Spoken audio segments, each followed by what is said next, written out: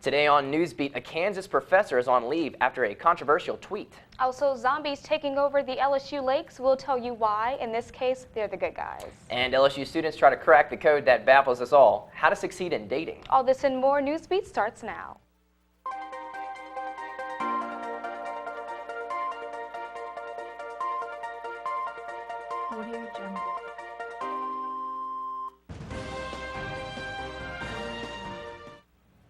Good evening and welcome to Newsbeat. I'm Ambria Washington. And I'm Michael Edmondson. Thanks for joining us. A federal shutdown looms at midnight if Congress can't reach a compromise. Lawmakers can't seem to agree on the funding for the Affordable Care Act. This afternoon, the Democratic-led Senate rejected the Republican-led House proposal to delay Obamacare for 1 year. Obama spoke on the matter today, stating only part of the federal government would shut down. CNN reports essential crime prevention and military services would continue, but some federal workers would be furloughed. A Kansas University professor is on administrative leave after posting a controversial tweet following the September's Naval Yard shooting. Associate journalism professor David Gutt tweeted, quote, "The blood is in the hands of the NRA," end quote, which is in reference to the death of NRA members' children after 13 people were killed in the Washington massacre. KU's journalism school dean Ann Brill said Gutt's tweet does not represent their school and they do not condone violence toward any group. Kansas state lawmakers want Gutt fired, but others say Gutt was merely practicing his First Amendment rights. LSU freshman Dwayne Keller says the University of Kansas made the right decision. Yes, I think it should be monitored because they don't want the university to look bad. I have professors at that university say bad things on Twitter or say anything. Gutt stands by his statement, saying he's only in trouble because he picked the wrong shooting to argue his point. He was placed on paid leave indefinitely while KU officials review the circumstances. Do you see dead people? Zombie sightings on LSU's campus are at an all-time high. It might have something to do with Saturday's Running Dead 5K, which was sponsored by PRSSA. Runners and walkers dressed as zombies gathered at Cain's Dog Park before running or wandering the 3.1-mile route. Prior to the race, participants got their faces painted and enjoyed some solid snacks to fuel their monster cravings. The money raised from the race will help students continue their education in public relations, which is why Imprint Communications signed on to help with the PRSSA event. What we did is help PRSSA, which is acting as our client, put on this walk so that we can raise money for those attending National Conference in October, which is in Philadelphia this year, so it is a bit.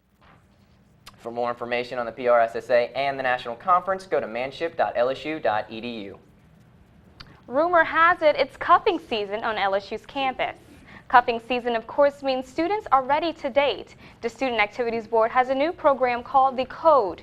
They created a panel of student leaders who held an open discussion at the Student Union on what it means to date or hook up at LSU. Student Organization Trending Topics Chairman Melanie McCohen says MTV is the inspiration behind this program.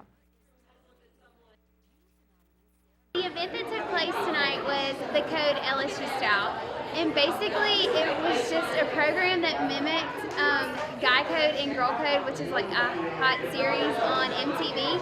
And we just wanted to see what LSU students had to say about relationships, dating, hooking up on LSU's campus, and just all the topics that revolve around campus and dating. For more information on how to get involved in the Student Activities Board, go to the Campus Life website. What started out as a hobby turned into a hunt for the largest reptile in North America. Tiger TV reporter Desiree Maduro explains 2 men could be on their way to stardom. Out in the bayou, not everyone can be considered part of the Swamp People crew, but one gator hunter does not hold back when it comes down to fighting the most dangerous beast in the swamp. Some people call it hunting, unfortunately we call it killing. We go out there and catch our game. Chris Gomez, along with his father-in-law Herbert Cox, showed tourists from all over the world how Louisianians find and hunt gators. He also teaches them how to skin them and eat them. There's very beautiful scenery out there, lots of game, lots of pretty birds. Got some flowers for my bride, got to shoot an alligator, had a great time. Although Gomez and his father-in-law enjoy what the swamp has to offer, this gator season hasn't been as promising as previous ones. It's been decent. I mean, today we caught one. We don't usually like to do that. We usually take in about 5 a day. No one is sure why there are less gators roaming in the water, but Cox thinks swamp people might have something to do with it. The agents with Wildlife and Fisheries say that they're finding more people illegally killing gators because of the popularity of different shows. Approximately 100 tourists go on boat rides with Cox and Gomez in the search for the biggest gator. But Gomez says if they're unsuccessful at finding a gator, a refund will be given to those who paid a deposit. You gotta be out there. You gotta be ready to actually go out and hunt a gator. Now you may think it's complicated to become a professional gator hunter, but it's as simple as getting your license through the Louisiana Department of Wildlife and Fisheries and getting some courage. I come here to see a gator, we're going to see a gator. We're going to get a gator. I'm a pretty stubborn guy that way. For Tiger TV, I'm Desiree Maduro. The Louisiana alligator hunting season ended on September 15th. However, you can now register for your hunting license for the 2014 season.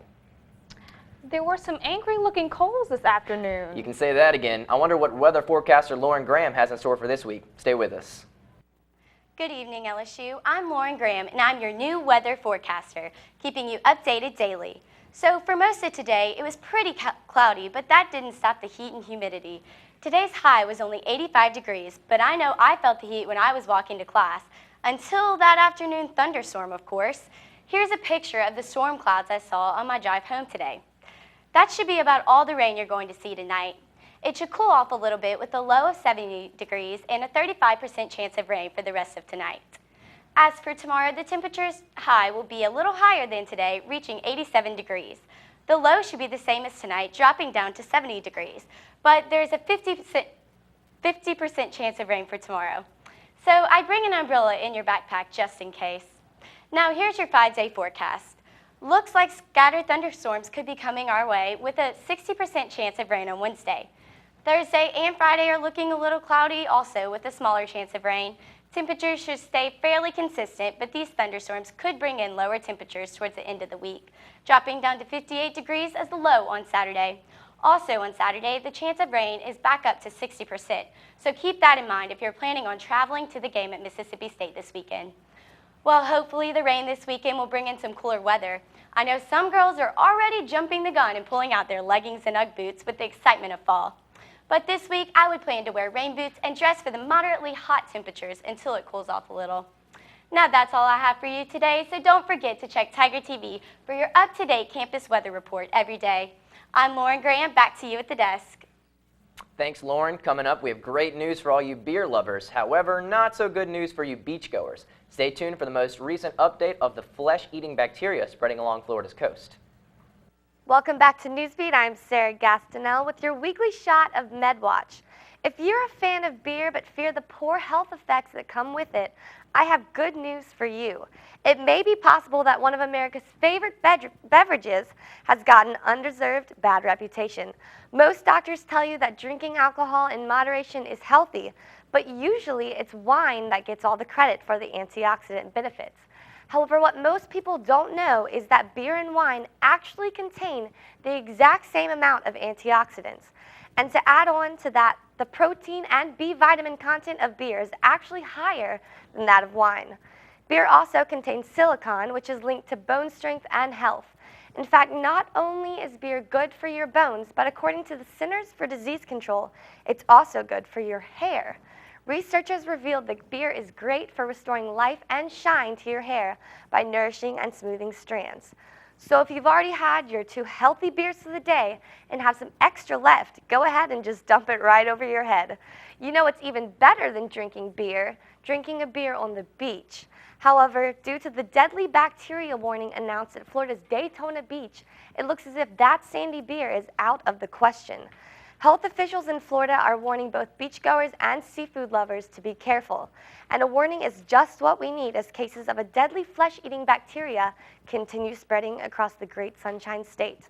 Officials are saying that anyone who comes into contact with the bacteria runs the risk of getting sick. Health officials say the bacteria can get into your bloodstream through an open wound or by eating raw shellfish. And once that occurs, medical officials say half of the cases will be fatal. 9 people have died from the bacteria in Florida so far this year. So make sure to protect yourself by cooking your shellfish thoroughly and avoid the water if you have any open wounds. Thank you for watching this week's shot of MedWatch, and don't forget to tune in next week. Back to you all at the desk. Thanks, Sarah. That's all the time that we have for Newsbeat today. You can catch our full show online at tigertv.tv or on our YouTube channel. And be sure to connect with us on Facebook and Twitter for our latest updates. From all of us at Newsbeat, thanks for joining us. And have a great evening, Tigers.